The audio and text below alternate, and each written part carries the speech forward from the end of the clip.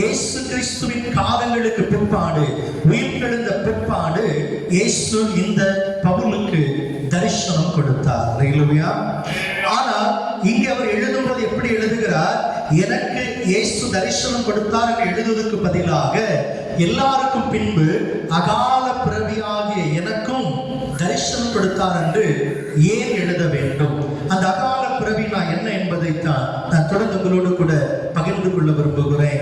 அதாவது as far one born out of due time, காலம் தவறி பிறக்கிற அனுபவங்கள். அல்லேலூயா, அல்லேலூயா. காலம் தவறி பிறக்கக்கூடிய அனுபவங்களை தான் அகால பிறவி என்று சொல்லுவாங்க. நீங்க சில இடத்துல கவனிச்சு பார்த்திருக்கிறீங்களா? சில அறிவிப்பு ஒட்டி இருப்பாங்க, மரண அறிவிப்புன்னு ஒட்டி இருப்பாங்க, சரிதானே? சில இடத்துல அகால மரணம்னு போட்டிருப்பாங்க. ரெண்டுக்கு வித்தியாசத்தை கவனிச்சிருக்கிறீங்களா? ஒன்று வெறும் மரண அறிவிப்புன்னு போட்டிருப்பாங்க, இன்னொரு இடத்துல அகால மரணம் அடைந்தாருன்னு போட்டிருப்பாங்க. ரெண்டுக்குள்ள வித்தியாசத்தை கவனிச்சிருக்கிறீங்களா? மரண அறிவிப்புன்னா வயது முதிர்ந்து சாகிறது, சரிதானே? அகால மரணம்னா அந்த மரணம் குறிக்கப்பட்ட நாளுக்கு முன்பதாகவே விபத்திலேயோ அல்லது ஒரு வியாதியிலேயோ சாகிறதைத்தான் அகால மரணம்னு சொல்லுவாங்க. இவர் தன்னை அகால பிறவின்னு சொல்ல காரணம் காலத்துக்கு முன்னமே, சரிதானே? அது ஆவிக்குரிய அர்த்தத்தில் பார்க்கிற போது காலம் தவறி தாமதமாக பிறக்கிற அனுபவம், காலம் தவறி தாமதமாக பிறக்கிற அனுபவத்தை தான் அகால பிறவி என்று குறிப்பிடுகிறார். அல்லேலூயா.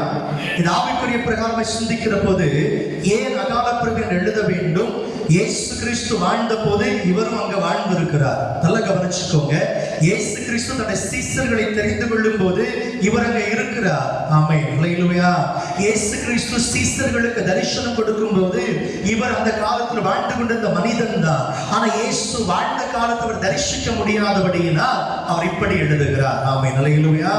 சீசர்களை போல தன்னால் இயேசுவோடு கூட வாழ முடியவில்லையே, சீசர்கள் போல மறுரூப தரிசனத்தை பார்க்க முடியலையே, சீசர்களை போல அவருடைய வார்த்தைகளை, அந்த மலை பிரசங்கள் இவ்வளவு அழகானவைகள், கர்த்தருடைய வார்த்தைகளை பார்க்க முடியவில்லையே, கேட்க முடியவில்லையே. கர்த்தர் சீசர்கள் நடுவில் செய்த அற்புதங்கள், ஜனங்களுக்கு நடுவில் செய்த அற்புதங்களை தன்னால் காண முடியவில்லையே. எனவே தன்னை அகால பிறவி என்று எழுதுகிறார். ஆமென், அல்லேலூயா. என்ன அர்த்தம்? காலம் தவறி தாமதமாக பிறந்து விட்டேன். பிறந்து விட்ட அர்த்தம் என்ன? காலம் கடந்த பிற்பாடு கடைசியில இயேசுவை தரிசித்து விட்டேன் என்பதாக அந்த வார்த்தையை அவர் எழுதுகிறார். அல்லேலூயா. அப்ப பவுலுக்கு ரட்சிக்கப்பட்ட பிற்பாடு, அந்த வெளிச்சத்துல தரிசனம் கொடுத்த பிற்பாடு பவுல் ரட்சிக்கப்படுகிறார். ரட்சிக்கப்பட்ட பிற்பாடு அந்த தரிசனத்தை பெற்றுக் கொள்ளுகிறார். அவர் அதுக்கு பிற்பாடு யோசிக்கிறார், கொஞ்ச நாளைக்கு முன்னாடி நான் ரட்சிக்கப்பட்டிருந்தா அந்த சீசர்களை போல, அவன் யோவான் மார்பலை சாய்ந்தது போல நானும் சாய்ந்திருப்பேனே. அல்லேலூயா, அல்லேலூயா.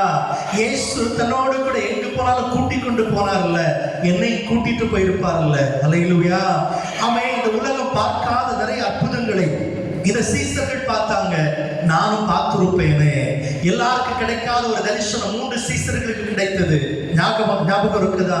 இயேசு மறுரூபமான தரிசனம் 3 சீசர்களுக்கு தெரிஞ்சிச்சு. ஒருவேளை பவுல் யோசிக்கிறார், அந்த 3ல ஒண்ணா நானே இருந்திருந்தா அந்த பரம தரிசனம் எனக்கு கிடைச்சிருக்குமே. அல்லேலூயா. நான் காலம் தாண்டின பிற்பாடு கிறிஸ்துவுக்குள்ளே பிறந்து விட்டேனே, எனவே தன்னை அகால பிறவி என்று எழுதுகிறார். ஆமென், அல்லேலூயா. அன்புக்குரிய தேவச்சனமே, இன்னைக்கு அப்போஸ்தலனாகிய பவுலாவது தாமதமாய் கிறிஸ்துவுக்குள் பிறந்திருந்தாலும் கர்த்தரை தரிசித்து விட்டார். ஆமென், அல்லேலூயா. ஆனா நிறைய கிறிஸ்தவர் என்று சொல்லிக் கொள்ளுகிறவர்கள் இயேசுவை ஏற்றுக்கொண்டும் இன்னும் ஆவிக்குரிய வாழ்க்கையில பிறக்காதபடியினால் இன்னும் இயேசுவை தரிசிக்கவில்லை. ஆமென், அல்லேலூயா. அப்ப சொல்லும் போது அப்போஸ்தலனாகிய பவுல் அகால பிறவி அல்ல, இத்தனை கால கிறிஸ்தவ வாழ்க்கை வாழ்ந்தும் இன்னும் ஆவிக்குரிய வாழ்க்கையில பிறக்காதபடி இயேசுவை தரிசிக்காம இருக்கிற ஒவ்வொருவரும் அகால பிறவிகள் தான்.